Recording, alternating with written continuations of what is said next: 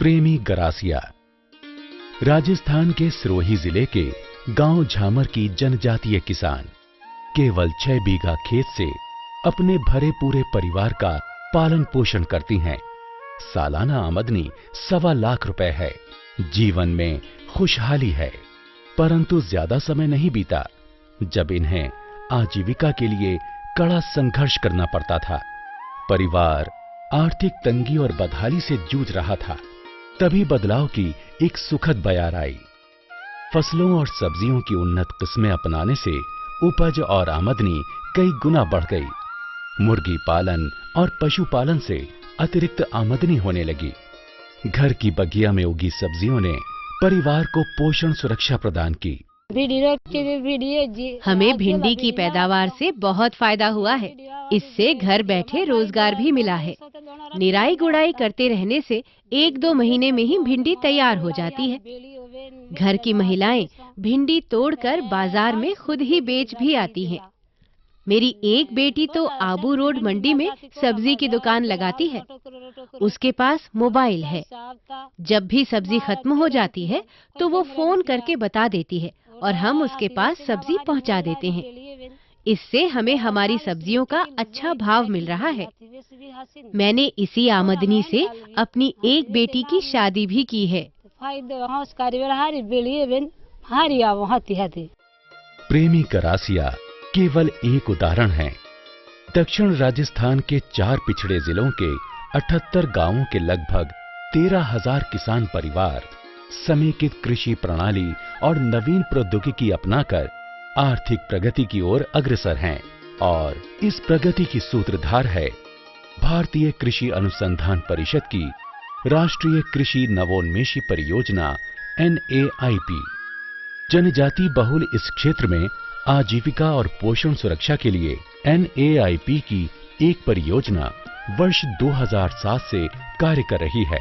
उदयपुर के महाराणा प्रताप कृषि एवं प्रौद्योगिकी विश्वविद्यालय के नेतृत्व में परियोजना क्षेत्र के किसानों तक समेकित कृषि की जानकारी और आवश्यक सहायता उपलब्ध कराई जा रही है। गांवों में बदलाव की लहर चल पड़ी है। किसानों को वर्षों से उगाई जा रही स्थानीय किस्मों की जगह फसलों की अधिक उपज देने वाली किस्मों और संकर किस्म के बीज उपलब्ध कराए गए। इससे बीज प्रतिस्थापन दर में वृद्धि हुई। गेहूं के 75% से अधिक क्षेत्र में उन्नत किस्में लहलहा रही हैं व उत्पादकता 1.5 गुना से अधिक हो गई है। संकर मक्का अपनाने से उत्पादकता लगभग दुगनी हो गई। मिर्च, भिंडी, टमाटर, बैंगन, फूल गोभी, पत्ता गोभी, धनिया और लौकी आदि सब्जियों की खेती को आमदनी के आकर्षक स्रोत के रूप में बढ़ावा दिया गया। इससे 1 बीघा यानी 0.2 हेक्टेयर से 20 से 40 हजार रुपए आमदनी हुई और रोजगार में वृद्धि हुई।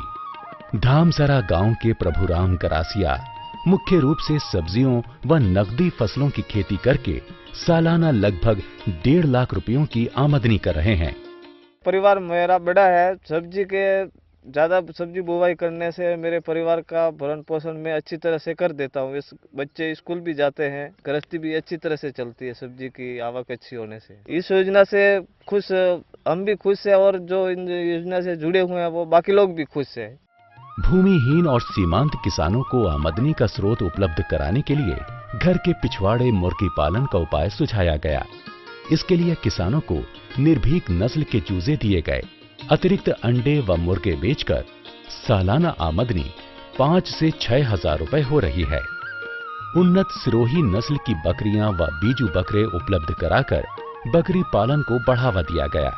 पशुओं के स्वास्थ्य व पोषण सुधार के लिए खनिज लवण दिए गए और चारे की कुंडियां बनवाई गईं, जिससे तकरीबन 25 से 30% चारे की बचत हो रही है। सिंचाई को कुशल और आसान बनाने के लिए 3.45 लाख मीटर से अधिक कृषि पाइप दिए गए, जिन्हें जोड़कर खेत तक पानी लाया जा सकता है। छोटी ड्रिप यूनिट्स भी लगाई गईं। इनसे सिंचित क्षेत्र में 987 हेक्टेयर की बढ़ोतरी हुई। किसानों और नवीन प्रौद्योगिकी के बीच संबंध मजबूत करने और आवश्यक जानकारी उपलब्ध कराने के लिए गांवों में ग्रामीण प्रौद्योगिकी केंद्र खोले गए। यहाँ किसान वैज्ञानिकों से सीधे संपर्क करके आवश्यक मार्गदर्शन और जरूरी सलाह प्राप्त करते हैं। चूंकि फसल तैयार होने में आपके 15-20 दिन का समय है, तो इस वक्त आप जैसे भिंडी की बहुत बढ़िया वैरायटी आई हुई है, 10 नंबर हाइब्रिड बीज आया हुआ है, इसी तरह से एक सिलेंडर बीज आया हुआ है। इस भिंडी के बीज को आप ले लें और मिर्ची का जो बीज आया हुआ है उसको भी आप ले लें, उसकी रोप तैयार कर लें। मिर्ची की रोप तैयार होने में कम से कम 1 महीना लगेगा। जैसे ही आपका खेत खाली हुआ तो रोप आपके खेतों में पड़ जाएगी, तो निश्चित रूप से 1-1.5 महीने में आपको उत्पादन चालू हो जाएगा। इसी केंद्र के माध्यम से किसानों को आवश्यक आदान उपलब्ध कराए जाते हैं, जिसकी सूचना बोर्ड पर दर्ज रहती है। परंतु किसानों के बीच सबसे अधिक लोकप्रिय है आधुनिक टच स्क्रीन सूचना कियोस्क। इसके जरिए किसान पलक झपकते ही अपनी भाषा में फसलों, सब्जियों और फलों की वैज्ञानिक खेती तथा पशु और मछली पालन के बारे में उपयोगी जानकारी हासिल करते हैं। किसानों की सुविधा के लिए केंद्र में अनेक कृषि यंत्र और उपकरण उपलब्ध हैं, जिन्हें किसान आवश्यकता अनुसार किराए पर ले पाते हैं। आकर्षक बाजार मूल्य दिलाने के लिए किसानों को व्यावसायिक समूहों में संगठित किया गया है।